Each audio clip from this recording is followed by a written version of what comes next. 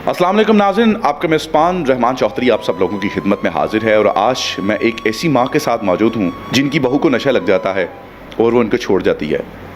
बेटा 3 बेटियाँ पैदा करने के बाद माँ को छोड़ जाता है और तीनों बेटियों की जिम्मेदारी अपनी माँ के सुपुर्द करके राह फरार ले लेता है। ये माँ इस दुकान में जिस जगह पर इस वक्त मैं मौजूद हूँ यहीं रहती हैं, यहीं सब्ज़ी बेचती हैं, सारे मामलात खुद करती हैं, 3 बच्चियों को भी पाल रही हैं, इस तमाम अखराजात को भी उठा रही हैं। उम्र इनकी इस वक्त 70 साल के करीब है और ये दुनिया के हालात और कशमकश से मुकाबला कर रही हैं। आइए जानते हैं कि ये सारा माजरा हुआ कैसे, क्यों ये बेटा इतना सफाक और सफ़ेद खून वाला हो गया कि बुढ़ापे में अपनी बूढ़ी माँ को छोड़कर फरार हो गया। आइए जानते हैं इनसे इनकी कहानी, इन्हीं की ज़ुबानी। कि बहू नशा करती थी, छोड़कर चली गई, शादी से पहले मालूम नहीं था ये नशा करती है? नहीं पता नहीं सी हैगा सानू। वो बाद च पता लगा ਜਦੋਂ 3 ਬੱਚੀਆਂ ਹੋ ਗਈਆਂ ਨੇ ਬੇਟੀਆਂ। ਉਹ ਬਾਅਦ ਚ ਅਸੀਂ ਉਹਦੇ ਕੋਲ ਬੜੀ ਕੋਸ਼ਿਸ਼ ਕਰਦੇ ਰਹੇ ਤੇ ਉਹਨੇ ਨਹੀਂ ਛੱਡਿਆ। ਫਿਰ ਉਹ ਸਾਨੂੰ ਹੀ ਛੱਡ ਕੇ ਚਲੀ ਗਈ। ਫਿਰ ਉਸ ਤੋਂ ਬਾਅਦ ਮੈਂ ਮਿਹਨਤ ਮਜ਼ਦੂਰੀ ਕਰਕੇ ਨਾ ਆਪਣੇ ਪੋਤਰੀਆਂ ਪਾਲਦੀ ਰਹੀ ਹਾਂ। ਉਸ ਤੋਂ ਬਾਅਦ ਮੇਰੇ ਪੁੱਤਰ ਨੇ ਵੇਖਿਆ ਲੈ ਵੀ ਹੁਣ ਇਹ ਤੇ ਬੱਚੀਆਂ ਮੇਰੀ ਮਾਂ ਪਾਲ ਸਕਦੀ ਤੇ ਮਿਹਨਤ ਮਜ਼ਦੂਰੀ ਕਰਕੇ ਉਹਨੇ ਹੋਰ ਬੁੱਢੀ ਕਰ ਲਈ। ਉਹਨੇ ਆਪਣੇ ਪਸੰਦ ਦੀ ਸ਼ਾਦੀ ਕਰ ਲਈ।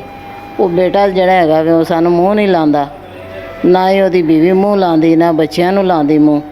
ਮੈਂ ਬੱਚੀਆਂ ਜਿਹੜੀਆਂ ਮਦਰਸੇ 'ਚ ਛੱਡੀਆਂ ਨੇ, ਉਹ ਰਾਤ ਦਿਨ ਉੱਥੇ ਹੀ ਰਹਿੰਦੀਆਂ ਨੇ ਅਤੇ ਮੈਂ ਇਸ ਦੁਕਾਨ 'ਚ ਰਹਿੰਦੀ ਪਈ ਹਾਂ, ਨਾਲੇ ਸਬਜ਼ੀ ਵੇਚਣੀ ਆ।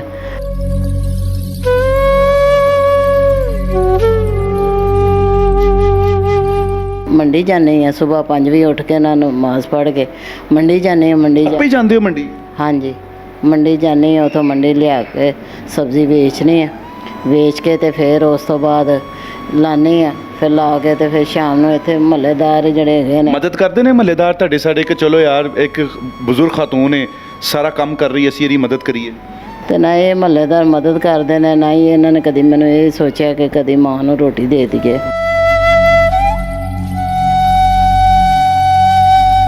ਤੇ ਇਹ ਦੁਕਾਨ ਤੋਂ ਇੰਨਾ ਖਰਚਾ ਕਮਾ ਲੈਂਦੇ ਹੋ ਕਿ ਆਪਣੀਆਂ ਪੋਤਰੀਆਂ ਵੀ ਜ਼ਾਹਰੀ ਬਾਤ ਹੈ ਮਦਰਸੇ 'ਚ ਵੀ ਪਾਇਆ, ਉਹਨਾਂ ਨੂੰ ਵੀ ਕੋਈ ਫੀਸ ਵਗੈਰਾ ਤੁਸੀਂ ਦਿੰਦੇ ਹੋਵੋਗੇ, ਉਸ ਤੋਂ ਇਲਾਵਾ ਕੁਛ ਆਪਣਾ ਵੀ ਦਾਰੂ ਪਾਣੀ ਕਰਦੇ ਹੋਵੋਗੇ, ਤੇ ਇਹਦੇ ਵਿੱਚੋਂ ਇੰਨਾ ਕੁਛ ਕਮਾ ਲੈਂਦੇ ਹੋ? ਨਹੀਂ ਪੁੱਤਰ, ਮੇਰੇ ਕੋਲ ਤਾਂ ਪੂਰਾ ਸੌਦਾ ਹੀ ਨਹੀਂ ਹੈਗਾ, ਨਾ ਕੋਈ ਸਬਜ਼ੀਆਂ ਪੂਰੀਆਂ ਹੈਗੀਆਂ ਹੀ ਨੇ, ਨਾ ਕੋਈ ਇੰਨਾ ਕੁਛ ਸਮਾਨ ਹੈਗਾ ਵੇ। ਅਤੇ ਜਿੰਨਾ ਕੁ ਹੁੰਦਾ ਉਹਨਾਂ ਕੁ ਮੈਂ ਕਰ ਲੈ। ਅੱਛਾ, ਤੁਸੀਂ ਦੁਕਾਨ ਦਾ ਕਿਰਾਇਆ ਵੀ ਕੱਢਦੇ ਹੋ, ਇਹ ਸਾਰਾ ਖਰਚਾ ਵੀ ਕਰਦੇ ਹੋ, ਬੱਚੀਆਂ ਨੂੰ ਵੀ ਤੁਸੀਂ ਪਾਲ ਰਹੇ ਹੋ, ਤੁਹਾਡੇ ਹੋਰ ਵੀ ਬੱਚੇ ਹੋਣਗੇ, ਤੇ ਘਰ ਵੀ ਕਿਰਾਏ ਦਾ ਹੈ ਕਿ ਘਰ ਆਪਣਾ ਹੈ? ਇੱਥੇ ਹੀ ਦੁਕਾਨ 'ਤੇ ਹੀ ਸਬਜ਼ੀ ਵੇਚਣੀ, ਇੱਥੇ ਹੀ ਰਹਿੰਦੀ, ਇੱਥੇ ਮੇਰਾ ਘਰ ਹੈ। ਇਹ ਸਾਰਾ ਕੰਮ ਕਰਦੇ ਤੁਹਾਨੂੰ ਕਿੰਨਾ ਕੁ ਅਰਸਾ ਹੋ ਗਿਆ? 10-12 ਸਾਲ ਹੋ ਗਏ ਨੇ ਧੱਕੇ ਖਾਂਦੀ ਫਿਰਨੀ, ਪਰੇਸ਼ਾਨੀਆਂ। ਮੈਂ ਚਾਹੁੰਦੀ ਹਾਂ ਕਿ ਕੋਈ ਮੇਰੀ ਹੈਲਪ ਕਰੇ, ਮੈਂ ਕੋਈ ਦੁਕਾਨ ਸੈੱਟ ਕਰ ਲਵਾਂ ਜਾਂ ਮੇਰੇ ਬੱਚਿਆਂ ਵਾਸਤੇ ਮਕਾਨ ਲੈ ਲਵਾਂ ਅਤੇ ਕੋਈ ਘਰ ਹੋਵੇ। ਚਲੋ ਮੈਂ ਦੁਕਾਨ ਕਰਕੇ ਅਤੇ ਆਪਣੇ ਘਰ ਜਾ ਕੇ ਬੱਚਿਆਂ ਦੇ ਕੋਲ ਰਹਾਂ। ਕਿੰਨੀ ਉਮਰ ਹੋ ਗਈ ਬੱਚਿਆਂ ਦੀ, ਕਿੰਨੀਆਂ ਵੱਡੀਆਂ ਹੋ ਗਈਆਂ? ਇੱਕ ਬੱਚੀ ਹੈਗੀ 17 ਸਾਲਾਂ ਦੀ, ਇੱਕ 12 ਸਾਲਾਂ ਦੀ, ਇੱਕ 8 ਸਾਲ ਦੀ। ਜਵਾਨ ਤੁਸੀਂ ਦੱਸ ਰਹੇ ਹੋ 17 ਸਾਲ ਦੀ ਮਾਸ਼ਾਅੱਲਾ ਬੱਚੀ ਹੈ, ਉਸ ਤੋਂ ਛੋਟੀਆਂ ਨੇ 2 ਬੱਚੀਆਂ ਜਵਾਨ ਨੇ। ਤੁਸੀਂ ਉਹਨਾਂ ਨੂੰ ਆਪਣੇ ਕੋਲ ਰੱਖੋ, ਤੁਸੀਂ ਉਹਨਾਂ ਨੂੰ ਮਦਰਸੇ ਵਾਲਿਆਂ ਦੇ ਹਵਾਲੇ ਕੀਤਾ ਹੈ, ਉਹਨਾਂ ਦੇ ਮਾਂ-ਬਾਪ ਦੇ ਕੋਲ ਨਹੀਂ ਰਹਿਣਗੇ, ਕਿਸ ਤਰੀਕੇ 'ਚ ਜ਼ਿੰਦਗੀ ਜਾ ਕੇ ਕੀ ਕਰਨਗੀਆਂ? ਕੋਈ ਰਿਹਾਇਸ਼ ਹੋਵੇ, ਕੋਈ ਮਕਾਨ ਹੋਵੇ ਅਤੇ ਫਿਰ ਬੰਦਾ ਬੱਚਿਆਂ ਨੂੰ ਲਿਆ ਕੇ ਰੱਖਦਾ। ਇੱਥੇ ਦੁਕਾਨ 'ਚ ਕਿਸ ਤਰ੍ਹਾਂ ਰੱਖਾਂ? ਧੀ ਜਵਾਨ ਹੈ, ਇੱਕ ਉਸ ਤੋਂ ਛੋਟੀ, ਇੱਕ ਉਸ ਤੋਂ ਛੋਟੀ, ਦੁਕਾਨ 'ਚ ਕਿਵੇਂ ਰਹਿ ਸਕਨੇ? ਇੱਥੇ ਮੈਂ ਇਕੱਲੀ ਸੌਂਦੀ ਹਾਂ ਅਤੇ ਜਵਾਨ ਬੱਚਿਆਂ ਨੂੰ ਮੈਂ ਕਿਸ ਤਰ੍ਹਾਂ ਇੱਥੇ ਰੱਖ ਸਕਨੇ? ਅੱਜ ਕੱਲ੍ਹ ਹਾਲਾਤ ਇੰਨੇ ਖਰਾਬ ਹੈਗੇ। ਉਹਨਾਂ ਦੀ ਸ਼ਾਦੀਆਂ ਦਾ ਕੀ ਸੋਚਿਆ ਤੁਸੀਂ? ਇਹੀ ਸੋਚ ਕੇ ਨਾ ਅਤੇ ਮੇਰੀ ਨਜ਼ਰ ਵੀ ਖਰਾਬ ਹੋ ਗਈ ਹੈ ਅਤੇ ਮੇਰੀ ਸ਼ੂਗਰ ਵੀ ਵੱਧ ਜਾਂਦੀ ਹੈ ਅਤੇ ਬਹੁਤ ਪਰੇਸ਼ਾਨ ਹੈਗੀ ਹਾਂ ਮੈਂ। ਅਤੇ ਮੈਂ ਸੋਚਦੀ ਹਾਂ ਕਿ ਬੱਚਿਆਂ ਦਾ ਕੀ ਬਣੇਗਾ ਮੇਰੇ ਬਾਅਦ।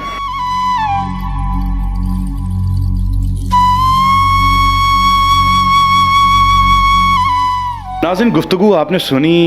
इस वक्त तीनों बच्चियां जो हैं वो मदरसे में तालीम हासिल कर रही हैं। बाप जो है वो अपनी ज़िंदगी के मज़े लूट रहा है, माँ वैसे ही छोड़ गई है और बाप ने अपनी माँ के ऊपर ये सारी जिम्मेदारियाँ छोड़ दी हैं। मुड़ के भी नहीं देखा कि बच्चियाँ किस हाल में हैं, माँ किस हाल में है। इस दुकान के अंदर ही अपनी ज़िंदगी गुजार रही हैं, यहाँ ही से अपना सारा गुजर बसर कर रही हैं।